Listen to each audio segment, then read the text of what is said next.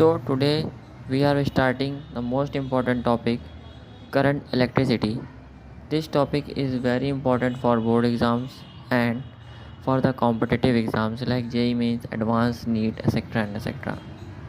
So for class 12 it should be most important unit also. So current electricity is a unit and chapters are electric resistance and Ohm's law. So first we talking about the current electricity chapter electric resistance and Ohm's law. तो current electricity unit है।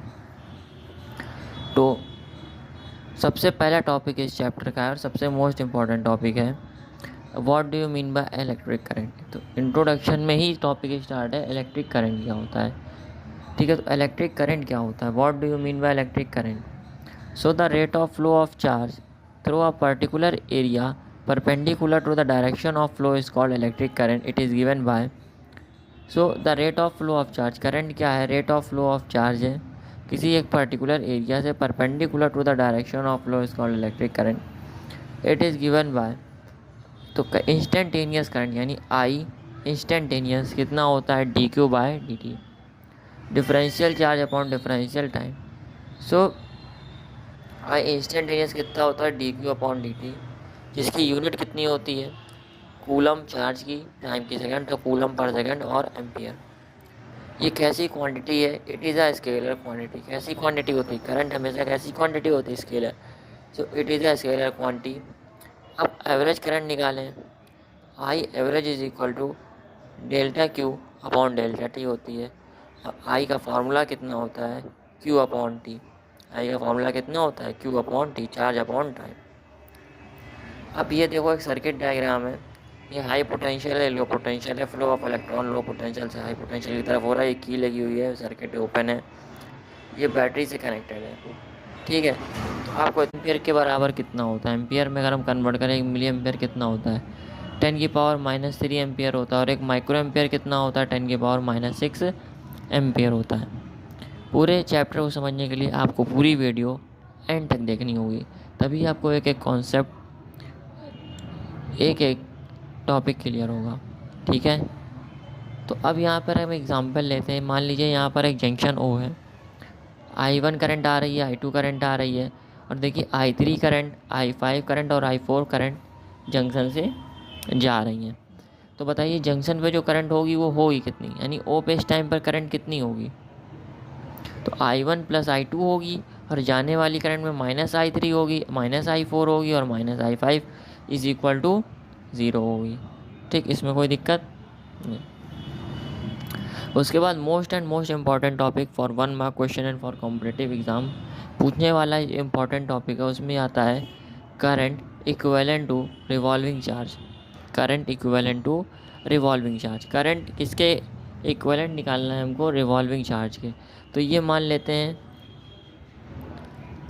ये जो charge है ये इस revolve कर रहा है, इस सर्कल के अराउंड ये चार्ज रिवॉल्व कर रहा है, जिसकी रेडियस आर है, और ये चार्ज किस वेलोसिटी से रिवॉल्व कर रहा है, v वेलोसिटी से रिवॉल्व कर रहा है। अगर ये चार्ज v वेलोसिटी से रिवॉल्व कर रहा है तो यहाँ से I का एक फॉर्मूला होता है, करंट निकालना है किसके along revolving equivalent to revolving charge. तो I का फार्मूला होता है Q क्रॉस F। क्या फार्मूला होता है, Q क्रॉस F होता है। क्यों होता है, क्योंकि अगर ये रिवॉल्व करेगा तो इसकी कोई फ्रीक्वेंसी होगी, यानी इसका कोई टाइम पीरियड होगा। तो टाइम पीरियड किसके बराबर होता है 1/f के होता है, या f किसके बराबर होती है, फ्रीक्वेंसी किसके बराबर होती है 1 टाइम पीरियड के। तो अगर हमने क्या निकाला चार्ज करंट कितना होता है, चार्ज अपॉन टाइम होता है करंट। भाई करंट क्या होता है, चार्ज अपॉन टाइम ही तो होता है, चार्ज अपॉन टाइम होता है, तो चार्ज अपॉन टाइम पीरियड। तो अब यहाँ पे इसके अलावा तो टाइम पीरियड लेंगे, तो टाइम पीरियड लिया तो अब टाइम पीरियड को हम क्या भी लिख सकते हैं, फ्रीक्वेंसी भी तो लिख सकते हैं। तो 1/t को हम f भी तो लिख सकते हैं। तो I का फॉर्मूला क्या आ गया, Q क्रॉस F आ गया। अब टाइम पीरियड फिर से निकालो, टाइम पीरियड क्या होता है, टाइम क्या होता है डिस्टेंस अपॉन वेलोसिटी होता है। तो इसकी डिस्टेंस कितनी होगी, इसकी हम डिस्टेंस की बात कर रहे हैं, तो इसकी डिस्टेंस होगी कितनी 2πr होगी, यानी इसकी डिस्टेंस की बात करें तो कितनी होगी 2πr होगी ना इसकी डिस्टेंस। तो और इसकी स्पीड कितनी है v वेलोसिटी से इसको डिवाइड करा। तो अब यहाँ पे हम अगर फॉर्मूला चेंज करें तो I का फॉर्मूला क्या आ जाएगा क्यू वी अपॉन 2πr। आई का फॉर्मूला कितना आ जाएगा, क्यू वी अपॉन 2πr। आई का फॉर्मूला कितना आएगा, क्यू वी अपॉन 2πr। ठीक है, तो ये फॉर्मूला याद रखना, I is equal to Q V upon 2πr।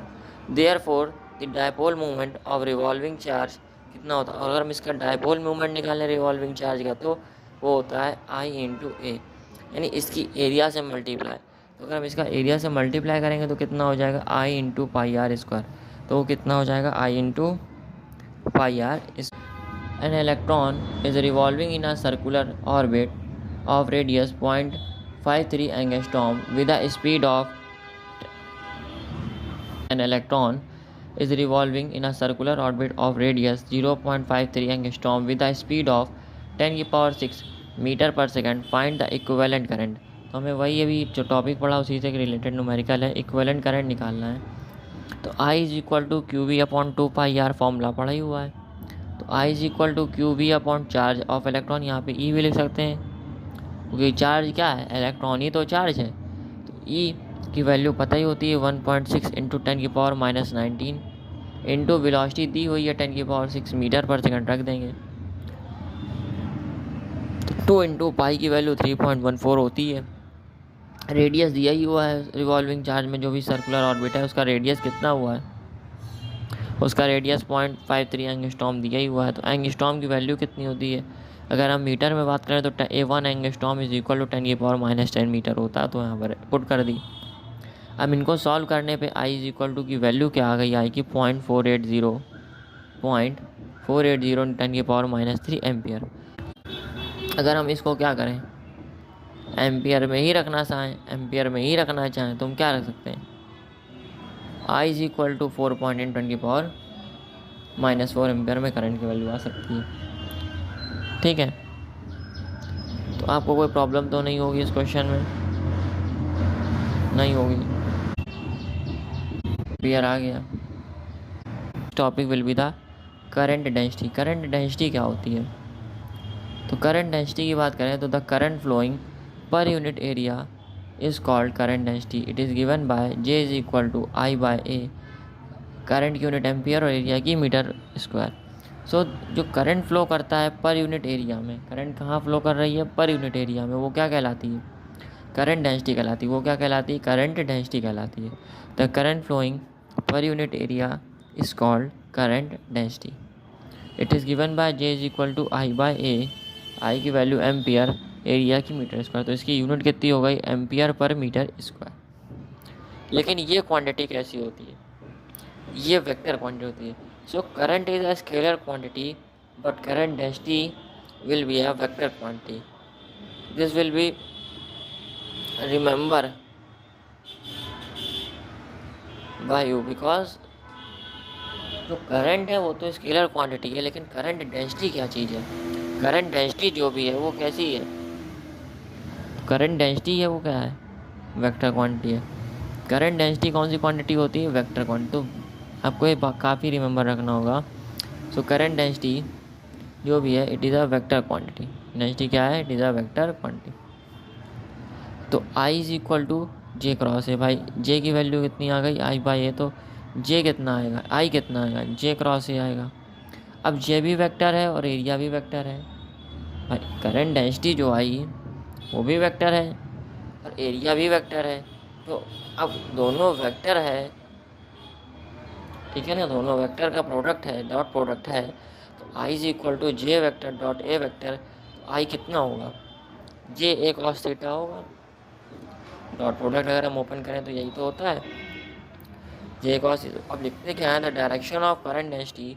तो डायरेक्शन जो करंट डेंसिटी की आएगी यानी जे की आएगी at a point is towards the flow of positive charge at that point. तो जो करंट डेंसिटी की जो डायरेक्शन होती है वो किस पॉइंट पर आती है, वो टुवर्ड्स आती है जिधर पॉजिटिव चार्ज का फ्लो, जिधर किस चार्ज का फ्लो हो, पॉजिटिव चार्ज का फ्लो एट दैट पॉइंट। अब हम लोग थोड़ी और आगे बात करते हैं। तो ऐसा यूनिट ऑफ करंट डेंसिटी, जो ऐसा यूनिट है करंट डेंसिटी, इसकी यूनिट हम बात कर रहे हैं, ऐसा यूनिट की हम बात कर रहे हैं करंट डेंसिटी की, वो कितनी होगी, अगर इसकी ऐसा यूनिट कितनी होती है, एम्पियर पर मीटर स्क्वायर होती है। इसकी ऐसा यूनिट कितनी होती है, एम्पियर पर मीटर स्क्वायर होती है। तो इसके डायमेंशंस कितने होंगे, इसके डायमेंशंस कितने होंगे, तो एम्पियर का ए होगा और डिस्टेंस का एल होगा, यानी एल होता ही है तो एल स्क्वायर है, पर ये अपॉन में है तो एल की पावर -2 होगा, तो इसके डायमेंशंस कितने आएंगे, ए एल की पावर -2 आएंगे, ए एल की पावर -2 इसके डायमेंशंस आएंगे, है ना। इतने में किसी को कोई प्रॉब्लम नहीं होनी चाहिए, क्योंकि बहुत क्लियर है कि current density is a vector quantity and current is a scalar quantity. This is the much big difference in current and current density. Okay, no problem. ठीक, इम्पोर्टेंट टर्म्स की बात कर लेते हैं regarding current electricity. Okay, so आपको आगे chapter में थोड़ा सा डीप जाने के पहले कुछ फ्यू इम्पोर्टेंट टर्म्स पता होने चाहिए, जैसे कि क्या होता है फ्री इलेक्ट्रॉन डेंसिटी, क्या होती है free electron density. Free electron density को हम डिनोट करते हैं by small n. Free electron density को हम डिनोट करते हैं किससे, बाय स्मॉल एन से। तो फ्री इलेक्ट्रॉन डेंसिटी क्या होती है, the number of free electrons per unit volume. भैया डेंसिटी का मतलब क्या होता है कि डेंसिटी क्या होती है, मास अपॉन वॉल्यूम होती है। अगर हम जनरली फॉर्मूला से बात करें तो डेंसिटी किसी मतलब वॉल्यूम में होती है, डिवाइड किससे होता है, वॉल्यूम से। सो इसमें क्या है, ये किसकी बात हो रही है, इलेक्ट्रॉन डेंसिटी की। तो इलेक्ट्रॉन किस पर होंगे, पर यूनिट वॉल्यूम पे होंगे। तो फ्री इलेक्ट्रॉन डेंसिटी की बात हो रही है, तो number of free electrons per unit volume is called free electron density. बड़ा बेसिक से समझना है, बहुत आराम आराम से, और यही अगर आप धीरे से समझ गए तो आप जीरो से एडवांस लेवल तक के क्वेश्चंस बड़े आराम से सॉल्व कर सकते हैं। तो फ्री इलेक्ट्रॉन डेंसिटी रटना भी नहीं पड़ेगा, समझ में आ गया। The number of free electrons per unit volume is called free electron density. अब फ्री इलेक्ट्रॉन डेंसिटी की जो यूनिट होती है वो कितनी होती है, मीटर की पावर -3 होती है, ठीक है ना, मीटर की पावर -3 होती है। ठीक, इसका डायमेंशंस कितना होगा, बड़ा बेसिक है, एल की पावर -3 हो जाएगा। ठीक, अब इसका जो फॉर्मूला है वो क्या होता है, नंबर ऑफ इलेक्ट्रॉन होंगे, नंबर ऑफ इलेक्ट्रॉन होंगे और पर यूनिट वॉल्यूम में होंगे, नंबर ऑफ इलेक्ट्रॉन होंगे पर यूनिट वॉल्यूम, यानी नंबर ऑफ इलेक्ट्रॉन होगा अपॉन में वॉल्यूम होगा। ठीक, और डिनोट किससे होती है free electron density, small n से। तो small n is equal to number of electron को एन कैपिटल एन से डिनोट करेंगे और वॉल्यूम को अपॉन बी से। ठीक है, अब यहाँ पर देखिए नंबर ऑफ फ्री इलेक्ट्रॉन है स्मॉल एन से is equal to number of electrons per unit volume A into L लेना है, क्योंकि वॉल्यूम क्या होता है। ठीक है, अगर हम किसी भी वॉल्यूम की बात करेंगे, ठीक है, तो वॉल्यूम यानी अगर हम किसी की वॉल्यूम की बात कर रहे हैं तो हम ज़्यादातर किसकी बात करेंगे, उसका एरिया ऑफ क्रॉस सेक्शन। अगर हम किसी भी वायर का अगर हम वॉल्यूम निकालेंगे तो उसकी एरिया ऑफ क्रॉस सेक्शन की बात करेंगे और उसकी लेंथ की बात करेंगे, तो उसका वॉल्यूम होगा कितना, वो एरिया इंटू लेंथ होगा। ओके, हमारी समझ से बात काफ़ी क्लियर होगी। फिर एन जो है क्या है, एन, एन को क्या बोलते हैं, total number of free electrons per unit volume. So I hope बहुत बात क्लियर हो गई होगी फ्री इलेक्ट्रॉन डेंसिटी के बारे में with formula and with dimensions. So हम आगे बढ़ते हैं। अब बात आती है motions of electron in conductor. जो इलेक्ट्रॉन्स का मोशन होता है, जो इलेक्ट्रॉन्स का मोशन होता है, किस में होता है मोशन, वो कंडक्टर में मोशन होगा भाई। पर इलेक्ट्रॉन मोशन किस में करेंगे, कंडक्टर्स में करेंगे। तो मोशन भी दो प्रकार के होते हैं। Motion of electron in conductor are of two types basically. जब बात करते हैं in absence of battery, in absence of battery बात करेंगे, तो जब अगर बैटरी ही नहीं लगी है तो कोई इलेक्ट्रॉन इधर मूव करेगा, कोई इधर मूव करेगा, कोई इधर कोलाइड करेगा, कोई इधर कोलाइड करेगा, कोई इधर कोलाइड करेगा, कोई इधर कोलाइड करेगा। मतलब इनका जो रिजल्टेंट आएगा वो ज़ीरो के इक्वल आएगा, ठीक है ना। ठीक है, इनकी जो मतलब इनका जो कोलिजन होगा वो किसके इक्वल आएगा, मतलब कोई भी U1 से कर रहा है, कोई U2 U3, इस तरह से नेट जो होगा वो उसका कितना आएगा, जीरो। फिर अगर हम प्रेजेंस ऑफ बैटरी की बात करेंगे तो हर एक इलेक्ट्रॉन कैसे जाएंगे, जैसे कि अभी मैंने बताया था, लो पोटेंशियल से हाई पोटेंशियल की तरफ एक डायरेक्शन की अलॉन्ग फ्लो करते हैं। In presence of battery electron का फ्लो कैसे हो रहा है, डायरेक्शन। तो इतनी बात समझ में आई होगी, ठीक है।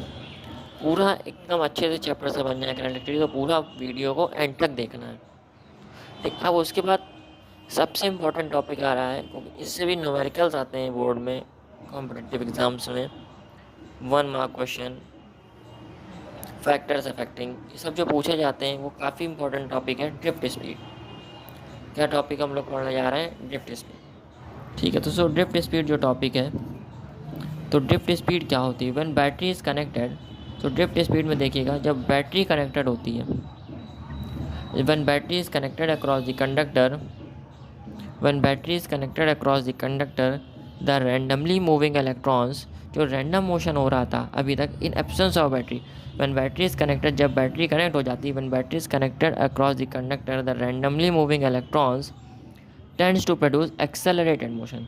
तो ये जो इलेक्ट्रॉन्स हैं वो कैसा मोशन करना शो करते हैं? एक्सेलरेटेड मोशन करते हैं, tends to produce accelerated motion, but due to frequent collision with positive ion electron.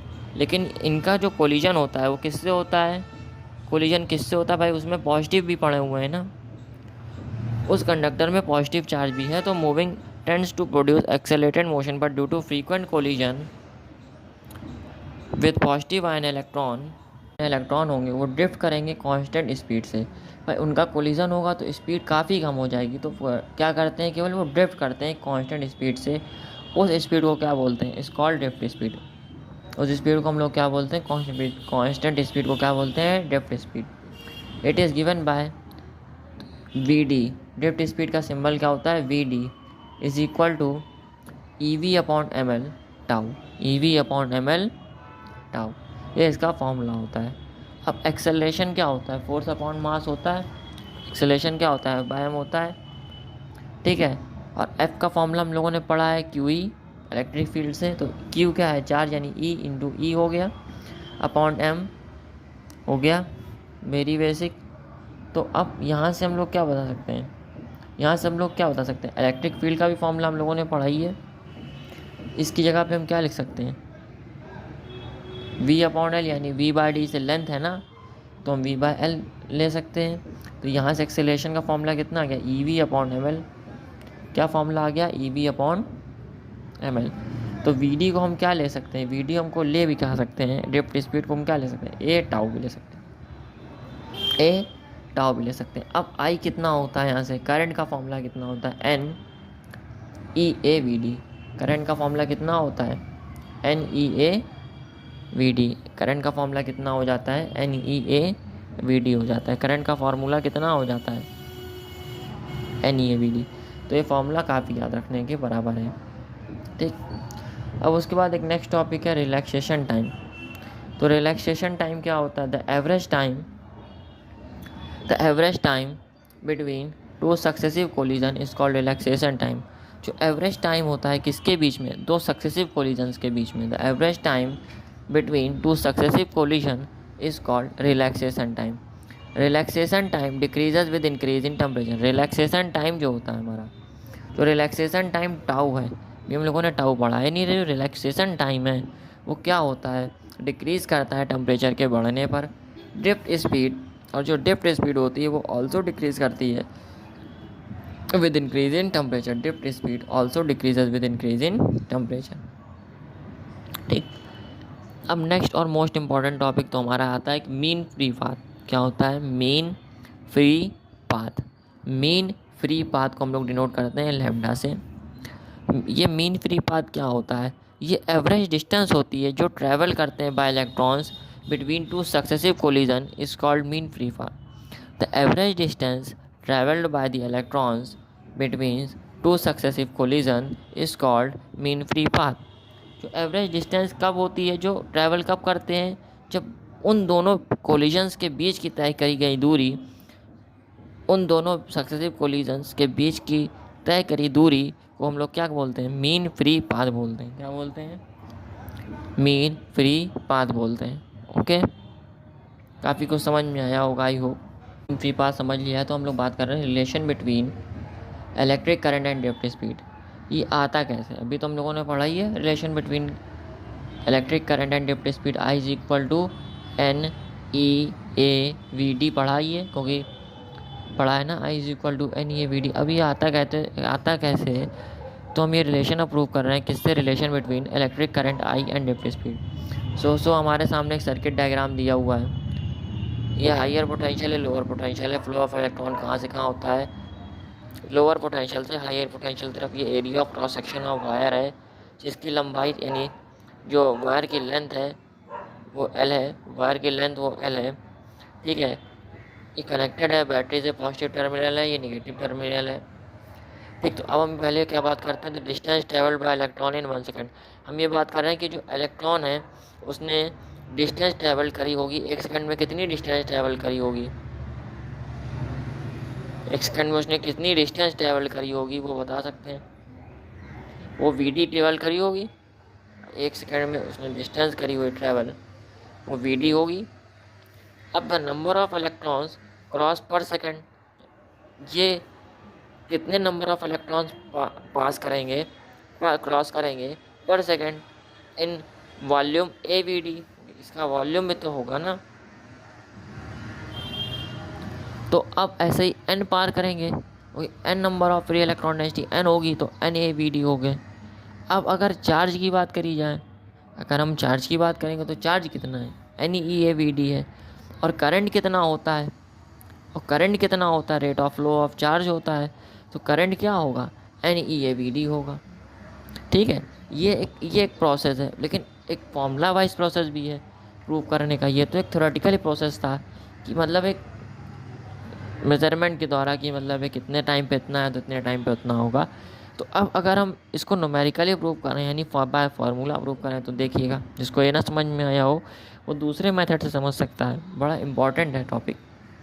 ठीक है, तो हम बात कर रहे हैं दूसरे मेथड से। डायग्राम हमारा वही है, सर्किट डायग्राम हमारा। सीधा सीधा बेसिक सा पूछना मतलब यही है कि करंट का फार्मूला क्या होता है, Q/T होता है। करंट का फार्मूला क्या होता है, चार्ज अपॉन टाइम होता है कि नहीं होता है। अब फ्री इलेक्ट्रॉन डेंसिटी का फार्मूला कितना होता है, number of free electron density क्या होता है, number of free electrons upon पर यूनिट वॉल्यूम होता है, तो N/V होता है, पढ़ा ही है।